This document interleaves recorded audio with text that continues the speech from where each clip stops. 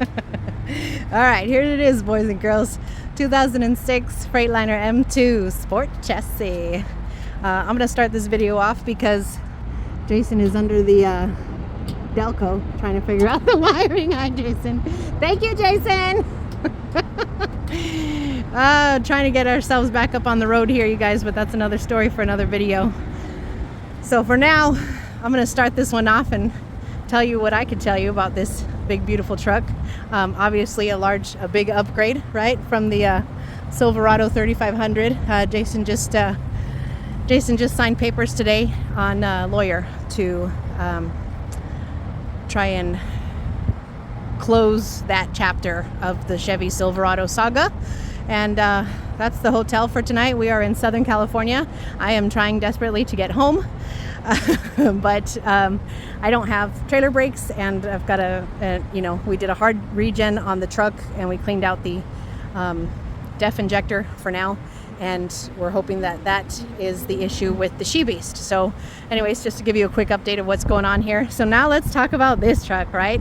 2006, like I said, you guys, Freightliner M2 with a Caterpillar motor in it. So let's take a look. Let's start at the front. But let's look under the hood.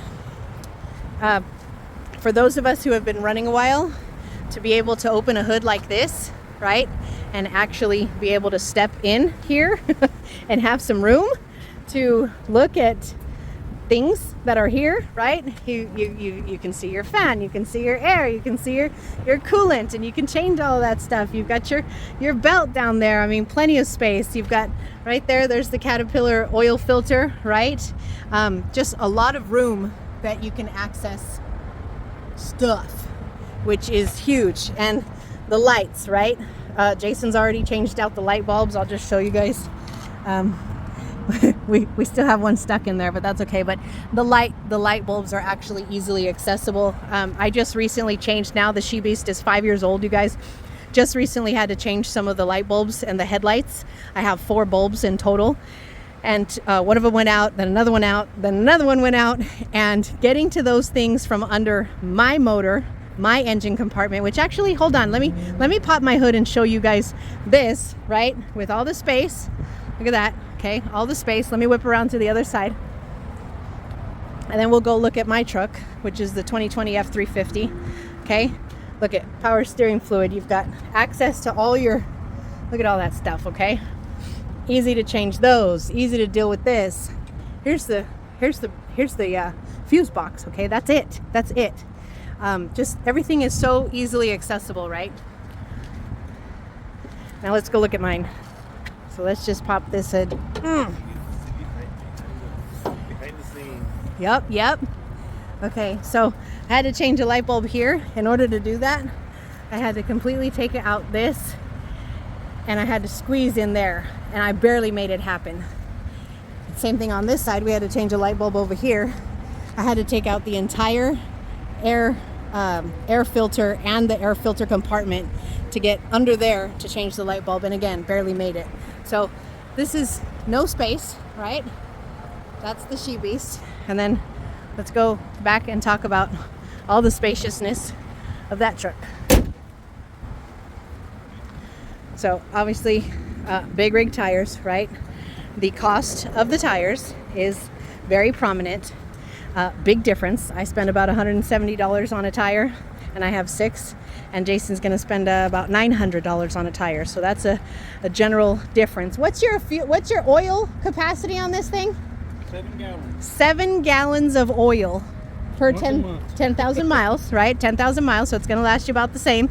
7 gallons. We just turned in 2 5-gallon buckets full of oil because Jason did an oil change yesterday. So put that kind of in perspective for you. The Caterpillar oil filters cost about the same as our oil filters, about $20-$30, whatever it was, something like that. Really cool side steps, okay? 1, 2, 3 steps, just like a big rig. Let's sit down in it. Tons of space. Let me just zoom out a little bit. There we go. Tons of space, you guys. A full-size back seat that folds down to a bed. That right there is a TV that folds down. Okay, that's space for a CB radio if you want it.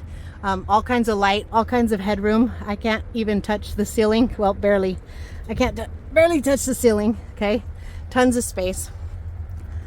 This is what your oh man, that sun. This is what your dashboard looks like. Let me see here. Okay. All kinds of space here. Captain's chairs, air chairs. Very nice. Big horn. Okay, we got the big horn and the little horn. Not air brakes, but air parking brakes, I guess I should say. So we've got reverse, neutral, and drive.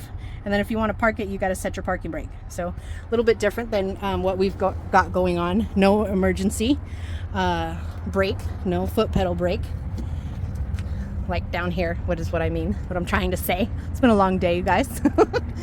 So back seat's a mess because I'm in the process of moving out and, you know, moving my stuff back into my truck. But here it is. You've got place to hang stuff. You've got, you know, he's got the fan. He's got, you know, all kinds of room. Jason's like 6 foot, and I think he said he can spread out across the bed. And it is definitely a lot wider. It's almost a full size bed, just almost. Okay, but talk about the space. Obviously, under it's full of stuff, but there's a ton of space. I'll show you guys on the other side. Height wise, yeah, big difference height wise. Very big difference height wise and storage wise, you guys. Okay, so I mean, tons and tons and tons of storage. He's got that storage. We've got that big old storage box. Obviously we've got stuff all out everywhere because we're, like I said, trying to figure out what the heck's going on with my trailer. More storage, right? More storage. He's got storage galore. Oh, he's already started to add on his accessories. I love it. Found him the Prius repellent sticker because I gave one to Eddie. I got one on my truck. Well, I'm gonna get one on my trucks.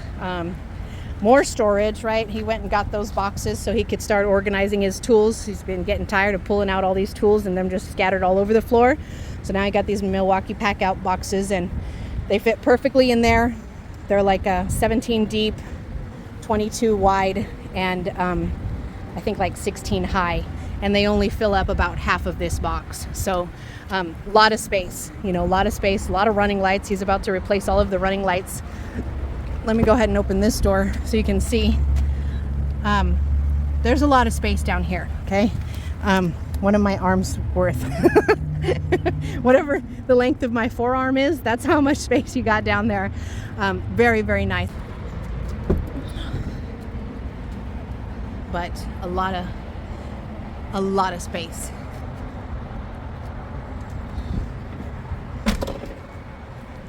And this was the most important thing, you know, this was the most important thing. It is an automatic, you guys. Jason seems to think, he thinks we were getting better than 10 miles to the gallon going up and back. I haven't done the math, honestly. I don't know. I can tell you it was a 10,000 mile trip because when we left here, I think he was at 123,000 and now he's at 133 and change, whatever the change is. So that's all miles. He made 22, we made 22 up and 53 down because we went empty from Alaska to Washington, and then from Washington we grabbed all that money and came down with it. So 5,300 from Washington to California. And yeah, this is it. You know, this is it. She's got a 6-speed transmission. She definitely pulls. She's not gonna, Jason will tell you, she's not gonna win any races. She's not gonna win any races, but that's Jason's trailer back there. Let me zoom in. Okay, it is a 45-foot gooseneck. It is 40 feet plus 5 foot extra for the mega ramps. So that is a specialty trailer that he special ordered, and it is all of 11,000 pounds. That is a beefy trailer, a very beefy trailer. This truck with that trailer, truck doesn't even know it's there. The Chevy truck with that trailer, you could tell that it was back there. You know, you could definitely tell that it was back there. So overall, Jason bought the truck at 113 100,000 miles on her, and now she's already got 133, so obviously about 20,000 miles worth of running to her.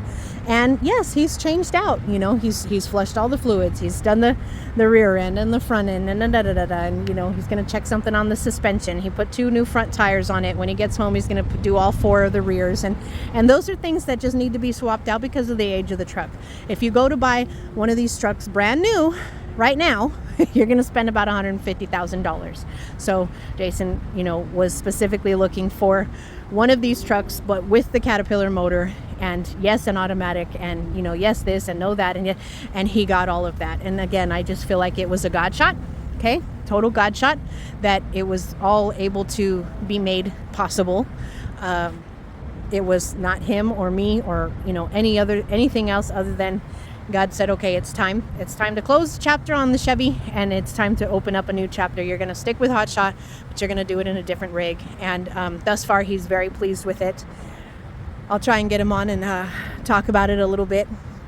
But yeah, some things are very different and some things are the same. I can tell you that Jason says that with that trailer and his Chevy Silverado, the best MPG he would get, empty loaded, it didn't matter, was 8 miles to the gallon. And now he feels like he's doing 10 with this one. And again, not going to win any races. So if you're heavy on the gas, you know, it's not going to be one that you're going to be passing everybody going uphill, you know, in the left lane. No, but she's going to get you there, and she's going to get you there. She's really solid. And I just love all of the space, you know, being able to stand on the side, look at the motor from the side, be able to climb up there, look at the motor from the top. On the other side, the same thing. It's so simple. It's so basic. Whereas you pop my hood, I've got freaking wires everywhere. I've got freaking computers everywhere. I mean, there's always something that can go wrong with my truck. And this is so much more basic and simple and easy and built right, you know, that he hasn't had no problems here. Like I said, flushed fluids, done brakes, done tires. Those are all things that we would have done in any rig of any age. You know, that's going to happen. You know, the seal, he had to replace the seal. He ordered a cap. It's going to go to the house, but he had to replace the seal on that. Thank God he didn't make me do it myself. He went and did that, and it was just a seal. You know, it was a seal which was leaking a little bit of hub oil and or axle whatever oil, hub oil, and you know, got it fixed. I mean, that's going to happen to any used truck going on the roads that we were on, period. So yes, does this cost a lot of money brand new? You could you know, brand new, like I said, about $150,000. Longevity of life, yes, the tires are going to cost you more. The brake pads are probably going to cost a little bit more as well, but they're going to last longer. You know, these tires, God willing, they should last for at least a year and a half, you know, 2 years, hopefully. Jason says 2 years. I think it might be a little bit less, but it don't matter. We're going to find out. We'll find out, and we'll let you know how long they last. But, you know, a lot of space. I think the combination of this rig matched with that heavy trailer is a much better combination. It is a fifth wheel. I didn't show you guys that. Again, we got another little small box here. Okay. It is a fifth wheel attached. Okay. And that can be changed. Could be changed. You can put a gooseneck attachment to that fifth wheel and haul goosenecks if you wanted to, if you had to. You can also dump the bags. It is air ride, not air brakes, but it's air ride. So he can push a button and dump the bags down, which is going to allow him to scoot under his trailer, which is also very nice. I will say that it is very nice. So a lot of big differences, and just, I mean, you recognize, I mean, this is not a truck that you can't see coming down the highway. This thing is beautiful.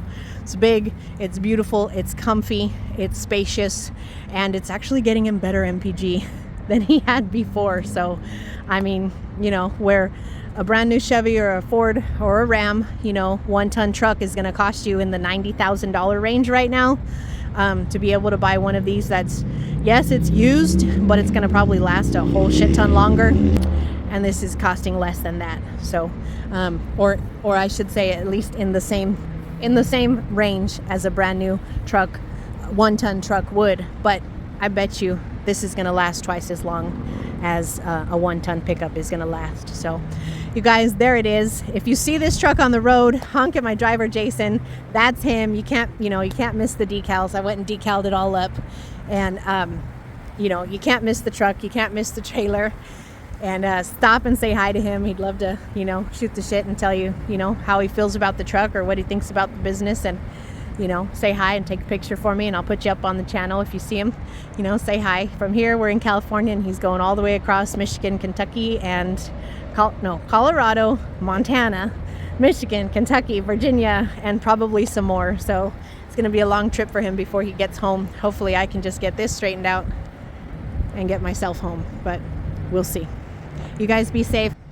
Take care, be safe, be good to one another, be good to yourselves. Remember that, we're the ones out here running on hopes and dreams and a lot of coffee. So take care of yourselves too. Don't forget that, you guys. I'll talk to you soon.